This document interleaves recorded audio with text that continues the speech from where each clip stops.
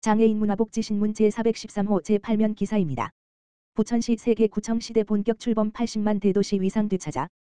부천시 시장 조용익 가 세계구청이 신설되면서 80만 대도시에 걸맞은 도시 위상을 회복하게 됐다. 시는 2일 원미 소사 오정구청 개청식 순차적으로 개최하고 새로운 체제로 업무를 일제히 시작했다고 밝혔다. 이날 개청식은 조용익 부천시장과 국도시의원, 관내 유관기관장, 주민대표 등이 참석한 가운데 경과보고, 현판 제막식, 테이프 커팅식, 기념 촬영, 청사 관람 순으로 진행됐다. 시민들이 염원해 온 세계구청 37개 동행정복지센터의 개청을 축하하고 시의 미래 발전을 다짐하는 자리가 됐다. 시는 광역동 체제에서의 접근성 저하 등에 따른 불편으로 구청 설치 및 일반동 전환을 바라는 시민들의 염원에 따라 2022년 9월 일반동 전환 태스크포스 TF 전담 조직을 구성하고 실무 작업을 본격적으로 추진했다. 그 결과 지난해 5월 19일 행정안전부로부터 세계구 설치를 승인받았다.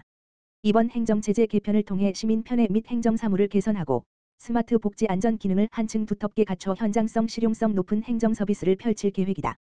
부천시의 세계구 37개 일반동이 신설되며 청사는 구 폐지 시점 위치 그대로의 건물을 사용하고 동청사 명칭은 동행정복지센터로 통일된다. 이번 행정체제 개편에 따라 주소는 기존 주소 도로명 앞에 신설 구명이 추가된다. 시민들은 부천시가 원미 소사 오정구 설치를 통해 인구 80만 대도시로서의 위상을 회복하게 되어 기쁘다.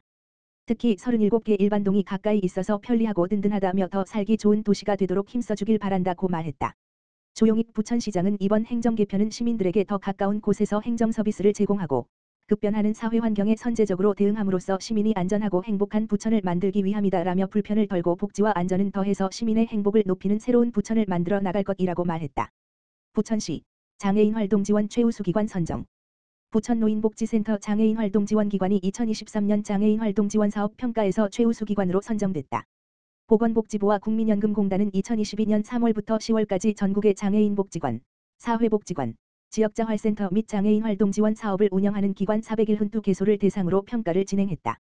이 중 총점 상위 35개소를 최우수 기관으로 선정했으며 부천 노인복지센터가 선정되는 영예를 안았다. 부천 노인복지센터는 활동지원급여 제공 절차 및 방법 서비스 품질 향상 노력 활동지원사, 전담 인력 등 종사자 인력관리 및 처우 개선 활동지원기관 이용자 만족도 등 기관 운영 및 서비스 제공의 평가 분야 전반에 걸쳐 높은 점수를 받았다. 이종화 부천 노인복지센터장은 기관을 믿고 서비스를 이용하는 장애인 이용자와 보호자, 직원들이 적극적으로 노력한 결과라며 부천시가 장애인이 지역사회 안에서 살 만한 곳이 되길 기대한다. 앞으로도 약자와 더불어 사는 이웃이 있고 인정이 있는 사람 사는 사회를 만들어 갈 것이라고 소감을 전했다. 장애인 활동 지원 사업은 신체적 정신적인 장애로 혼자서 일상생활이나 사회생활이 어려운 장애인이 자립하고 사회활동에 참여할 수 있도록 지원해 장애인과 그 가족의 부담을 경감하고 장애인의 삶의 질 증진을 목적으로 하는 사업이다. 부천시에는 부천시 장애인 종합복지관, 지역번호 032-670-1116, 부천 원미지역자활센터, 지역번호 032-654-7399, 부천 노인복지센터, 지역번호 032-613-7002, 4. 경기도 시각장애인연합회 부천시지회, 지역번호 032-667-6631, 해피, 지역번호 032-661-3585, 햇빛나눔, 지역번호 032-614-1511, 어울림사회봉사회, 지역번호 032-663-2580, 부천의료복지사회적 협동조합, 지역번호 032-625-7517, 사회적 협동조합 사랑이야기, 지역번호 032-719-3469 등 9개의 서비스 제공기관이 있다. 시흥시 2024년 제1차 지역사회 서비스 투자사업 이용자 모집. 시흥시 시장 임병택는 오는 12일부터 19일까지 2024년 제1차 지역사회 서비스 투자사업의 신규 이용자를 모집한다. 지역주민 삶의 질 향상을 위해 진행되는 지역사회 서비스 투자사업은 지역 특성과 주민 수요에 맞는 사회 서비스를 발굴해 이용자에게 사회 서비스 이용권, 전자바우처를 발급하고 원하는 서비스와 제공기관을 선택하도록 하는 이용자 중심의 복지제도다. 시는 우리 아이 심리지원 서비스 440명 아동비 전형성 지원 서비스 60명 아동정서 발달 지원 서비스 220명 유아동 신체정서 통합 서비스 50명 장애인 보조기기 렌탈 서비스 30명 정신건강 토탈케어 서비스 70명 장애인 맞춤형 운동 서비스 70명 시각장애인 안마 서비스 95명 우리가족 통합 심리지원 서비스 250명 등 9개 서비스별 이용자를 1305여 명 모집한다. 이용자 선정 기준은 기준 중위소득 120% 물결표 사인 160% 이하 가구, 서비스별 상위로 1인당 최대 2개의 서비스를 신청 이용할 수 있다. 이용자로 선정되면 소득 기준에 따라 정부 지원금과 본인 부담금이 차등 적용된다. 또한 지금까지 우리 아이 심리 지원 서비스, 장애인 맞춤형 운동 서비스, 우리가족 통합심리지원 서비스의 경우 기준 중위소득 170% 이하 가구 중에서 이용 대상을 선정했지만 올해는 더 많은 시민이 이용할 수 있도록 소득 기준을 폐지해 신청 범위를 확대했다.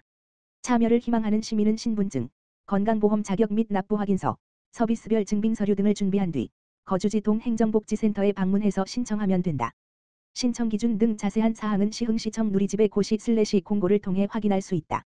기타 궁금한 사항은 각 동행정복지센터 바우처 담당자에게 혹은 시흥시청 복지정책과 지역번호 031-310-3565로 문의하면 된다.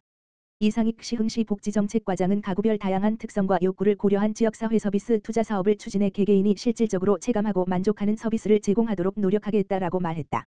시흥시 2024년 장애 학생 교내 활동 지원 대상자 모집.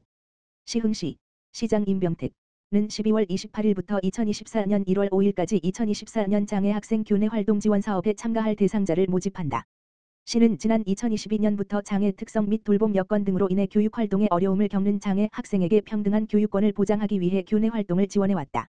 2024년에는 장애인과 비장애인 학생의 행복하고 건강한 교육 환경 조성에 중점을 두고 교내 환경 여건 등을 반영해 대상자 선정 시 기능 제한 점수 비율을 조정해 추진할 계획이다. 지원 대상은 초, 중, 고등학교에 재학 중인 장애 학생이 해당된다. 행동 평정, 돌봄 인력 배치 등을 고려해 상위 점수 순으로 선정하고 학기가 시작되는 3월부터 초등학생 월 80시간, 평일 4시간, 중, 고등학생 월 140시간, 평일 7시간의 교내 활동 지원 서비스를 제공한다. 대상자 모집 신청은 12월 28일부터 관할 주소지의 동행정복지센터를 방문해서 신청하면 된다. 시 관계자는 장애 학생 교내 활동 지원 사업 이용자의 만족도가 높고 수요도 꾸준하게 늘고 있다. 시는 장애인 공감도시로서 장애 비장애 학생이 더불어 행복하고 건강한 교육 환경을 조성할 수 있도록 내실 있는 사업 추진을 지속해 나가겠다라고 밝혔다. 시흥시 아동 장애인 학대 예방 위해 사회서비스 제공기관과 소통의 장 마련. 시흥시 시장 임병택는 아동 장애인의 학대 예방과 안전한 사회서비스 이용 환경을 조성하기 위해 장애인 재활치료시설을 점검하고 발달재활 언어발달 사회서비스 제공기관과의 간담회를 전개했다. 먼저 지난 22일에는 아동장애인 학대 사전 예방을 위해 시흥시에 소재한 장애인 재활치료시설 5곳을 대상으로 현장 점검을 진행했다. 점검 사항은 인권 실태 모니터링을 통한 아동학대, 의심, 발생 현황 투명창, 전면 개방, 과 폐쇄회로 설치 여부 확인 및 폐쇄회로 관리 감독 여부 아동학대 및 장애인 학대 예방 교육 시행 여부 등이다. 점검 결과에 따라 보완이 필요하면 제공기관에 보완을 요청하고 점검 사항에 대한 모니터링을 지속해서 실시할 예정이다.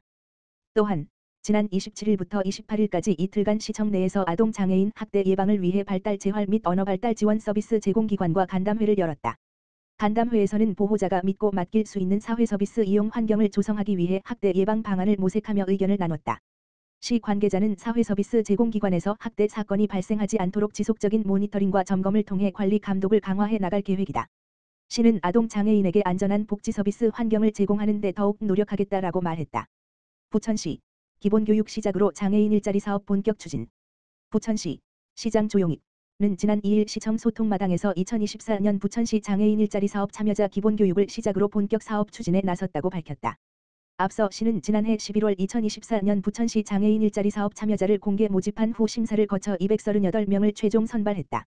특히 올해 사업 인원을 작년에 비해 18명을 증원해 장애인 일자리 사업을 확대했다. 장애인 일자리 사업 참여자 중 심한 장애가 있는 장애인의 비율은 60% 이상으로 높은 취업의 문턱을 넘어야 하는 장애인들의 자립을 돕는다는 게 해당 사업의 취지. 이날 교육은 부천시가 직접 수행하는 일반형 일자리, 전일제, 시간제, 참여자 114명을 대상으로 장애인 일자리 사업 지침교육 직장 예절교육 안전 및 성희롱 예방교육 등을 실시했다. 일반형 일자리 참여자는 1년간 시청, 구청, 동행정복지센터, 공공기관, 장애인 관련 기관 단체 등에서 행정보조 업무 등의 업무를 수행할 예정이다. 장애인 일자리 사업은 18세 이상의 미취업 등록 장애인에게 공공일자리를 제공해 사회참여 촉진과 소득보장을 지원하는 사업으로 부천시는 2007년부터 본 사업을 시행하고 있다.